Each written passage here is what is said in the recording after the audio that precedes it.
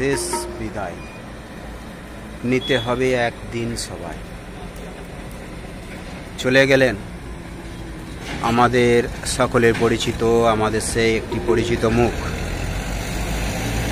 Bengai college মোড়ের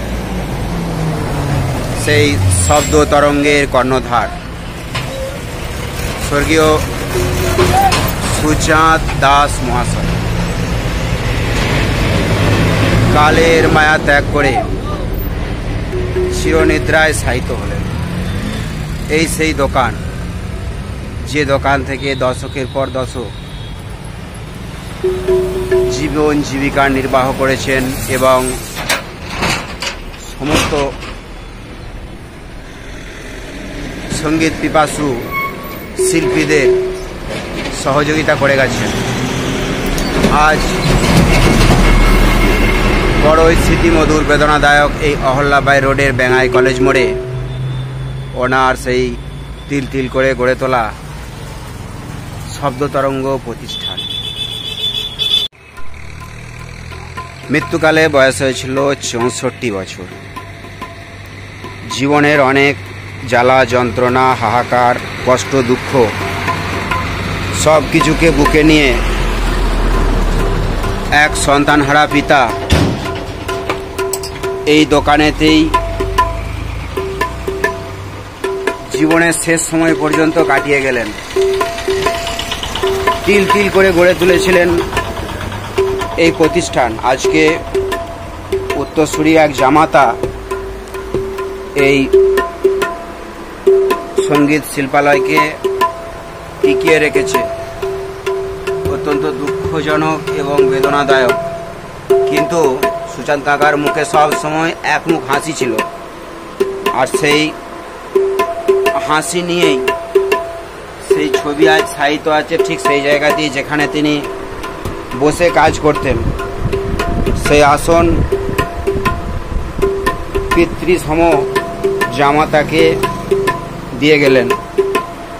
রাত দিন দুপুর সকাল বিকাল অক্লান্ত পরিশ্রম করতেন অরাজনৈতিক ব্যক্তিত্বের অন্যতম।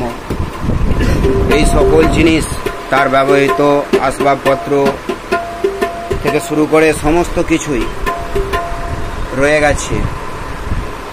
সবাই আজ তাকে অনুভব করছে, তাকে খুঁজছে।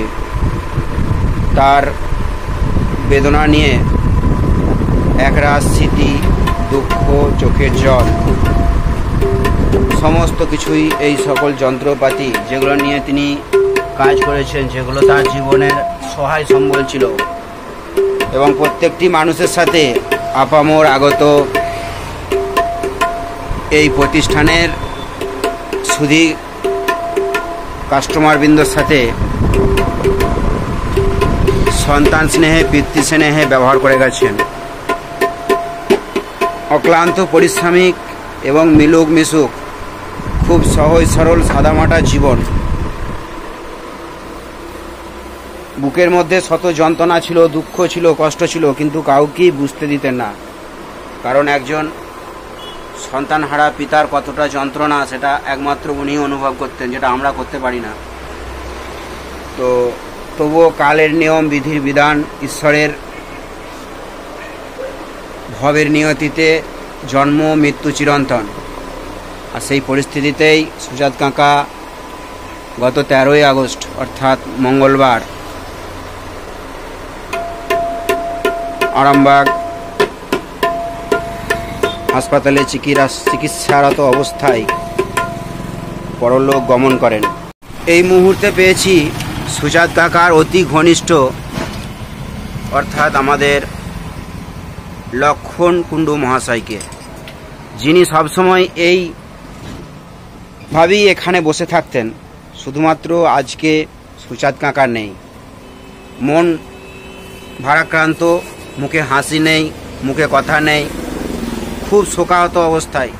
লক্ষণদা, যদি সুচাঁদ কাকা সম্পর্কে কিছু বলার থাকে, যদিও বলার মতো ভাষা নেই। উনি খুব ভালো মানুষ ছিলেন, আমাদের সঙ্গে ব্যবহার ভালো করত, মানে ছেলের মতন আমাকে ভালোবাসত।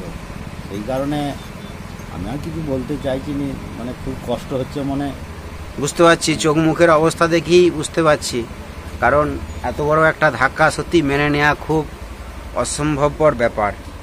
পেয়েছি উত্তরসূরি, অর্থাৎ যিনি আগামী দিনের এই আসনকে অলংকারিত করবেন এবং বিগত বছর দুয়েকেরও উপর বেশি সময় যখন থেকে কাকা একটু একটু অসুস্থ ছিলেন, কাজ শিখেছিলেন সন্তান রূপে, হ্যাঁ, কখনো জামাতা বলে তাকে দেখা যায়নি, সন্তান স্নেহেই লালন পালন করেছে এবং উনিও তাকে পিতৃস্নেহেই সম্মান করতেন। তবুও বলার মতো ভাষা নাই, চোখ ছলছল করছে, মনের মানসিক অবস্থা খুব খারাপ।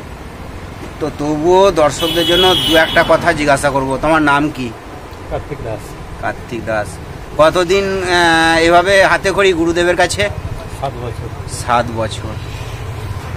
আজকে এই যে অবস্থা, এই যে হঠাৎ করেই এরকমভাবে অঘটন ঘটে গেল, যদিও সান্ত্বনা দেওয়ার মতো ভাষা নেই, কি কোথা থেকে কি বললে শুরু করব আমার জানাও নেই, তবুও বলছি আগামী দিনে এই প্রতিষ্ঠানকে ধরে রাখার জন্য গুরুদেব কি নির্দেশ দিয়ে গেছেন? গুরুদেব নির্দেশ দিয়ে গেছে যে আমি যেরকম কারিগর ছিলাম, আগামী দিনে তুমিও সেরকমই কারিগর হও, এবং সেই আশীর্বাদও আমাকে করে গিয়েছেন যাতে ওনার মতোই আমি সমস্ত বাদ্যযন্ত্র সঠিকভাবে তৈরি করতে পারি এবং সমস্ত খদ্দেরদের মনোরঞ্জন করতে পারি। এই আশীর্বাদই আমাকে করে গেছেন। গুরুদেব শারীরিকভাবে অসুস্থ ছিলেন, হ্যাঁ, তো হঠাৎ করে অঘটনটা ঘটে গেল। এবার তো এই প্রতিষ্ঠানটাকে, পুরো বিষয়টাকে, মানে এত বড় একটা প্রতিষ্ঠান চালানো তো খুব চাপের হবে তোমার কাছে, খুব দায়িত্বের। প্রচুর চাপের, কারণ আমি তো দেখেছি রাত 11টা-12টা পর্যন্ত দোকান খোলা থাকে, ভোর 6টা থেকে। প্রচুর চাপের, প্রচুর দায়িত্বের জিনিস, যার জন্যেই এত শোক নিয়েও তোমাকে আজকে এই আসনে বসতে হয়েছে, শুধুমাত্র খরিদ্দারদেরকে একটু পরিষেবা দেওয়ার জন্য। বা তারা যাবে কোথায়? তাদের জিনিসপত্র নেওয়া আছে, যাবে কোথায় খরিদ্দাররা? এই মুহূর্তে পেয়েছি সুচাঁদ কাকার এক অনেক পুরাতন খরিদ্দার, মানে এই দোকানে যিনি সঙ্গীত জগতের সাথে যুক্ত আছেন, কাকার দোকানে নিয়মিত আসেন, ওনারও মন খুব ভারাক্রান্ত দেখলাম এসে, মনে মুখের মধ্যে কারো হাসি নেই। আপনার নাম কি? আমার নাম শশাঙ্ক পাল। বাড়ি কোথায়? নিম্ন সান্তা। আচ্ছা, এত তো দোকান আছে, কতুলপুর, কামারপুকুর, আরামবাগ, আপনি এখানে এসেছেন? আমাকে এখানটা খুব ভালো লাগে। ভালো লাগতে আজকে তো মানে আপনি যার টানে ধরুন আসতেন বা এসেছেন, তিনি তো নেই, আজকের অবস্থাটা কেমন লাগছে? খুব দুঃখজনক জিনিস লাগছে, একটা মানে দেখতেও খারাপ লাগছে, শুনতেও খারাপ লাগছে। এমন কোনো অভিজ্ঞতা আছে যে কাকার সাথে আপনার কোনো ভালো বা খারাপ ঘটনা? এতদিন আসছেন। না, ভালোই খবর আছে।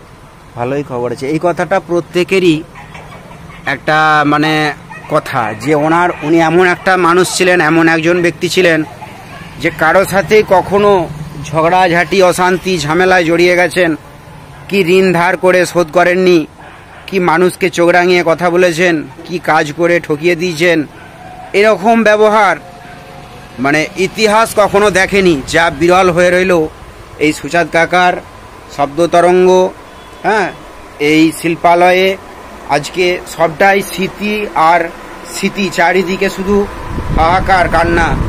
কারণ এই বয়সকালেও তিনি কিন্তু নিয়মিত শরীর খারাপ থাকা অবস্থাতেও, যদিও জামাতা দোকান চালানোর কাজটা করে বা দায়িত্ব নিয়ে খুব খুব সুন্দরভাবে পরিষেবা দিলেও তিনি তিল তিল করে গড়ে তোলার নিজের হাতে এই শিল্পকে তুলে ধরেছিলেন। আগামী দিনে আমরা সবার কাছে আশা রাখবো, ভোরের তারা চ্যানেলের তরফ থেকে আপনারা আসুন এবং এই বেঙ্গাই কলেজ মোড়ের যে ক্ষুদ্র শিল্প, কুটির শিল্প অর্থাৎ হস্তশিল্প, মাটির যে জিনিসপত্র অর্থাৎ তবলা, দিঘি, ঢোল প্রভৃতির যে কারুকার্য করা হয়, সবাই ভালো থাকবেন।